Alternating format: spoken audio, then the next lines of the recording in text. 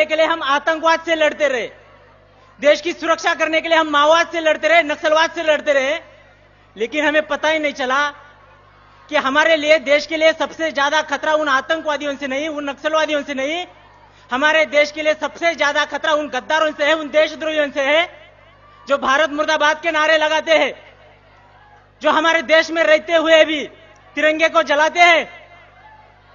कोई बोलता है अफजल हम शर्मिंदा है, तेरे कातिल जिंदा है। बुरा इस बात का नहीं लगता दोस्तों, लेकिन बुरा इस बात का लगता है ऐसी बात करने वालों के पीछे हमारे देश में हजारों लाखों लोग खड़े हो जाते हैं, तब बुरा लगता है। मुंबई हमले का मास्टरमाइंड याकूब मेनन को फांसी की सजा सुनाई दी। जब उसे फांसी की सजा सुनाई दी उसमें कोई बुराई नहीं, लेकिन बुरा तब लगता है जब आतंकवादियों के जनाजे में हमारे देश के लाखों लोग जनसैलाब उमड़ पड़ता है, तब बुरा लगता है। दोस्तों, हमारे देश की सरहद की रक्षा के लिए हमारे जवान हर दिन शहीद होते हैं, लेकिन तब हमारे देश के अंदर कहीं आवाज नहीं उठती। लेकिन जब हिंदुस्तान की सेना पाकिस्तान में जाकर सर्जिकल स्ट्राइक करती है, तब वही हमारे देश के हजारों लोग हमारी सेना के पास सर्जिकल स्ट्राइक के सबूत मांगते हैं, तब बुरा लगता है।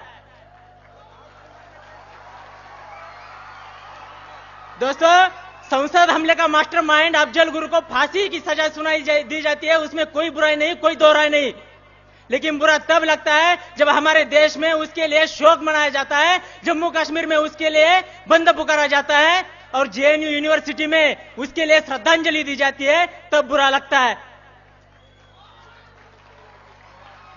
दोस्तों, और कोई हमें सिखाने की बात करता है कि वंदे मातरम बोलना संविधान में कहां लिखा है, राष्ट्रगान के लिए खड़ा होना संविधान में कहां लिखा है। उनको मैं बताना चाहता हूं, संविधान में चड्डी पहनना कहां लिखा है, फिर भी तो आप पहनते हो।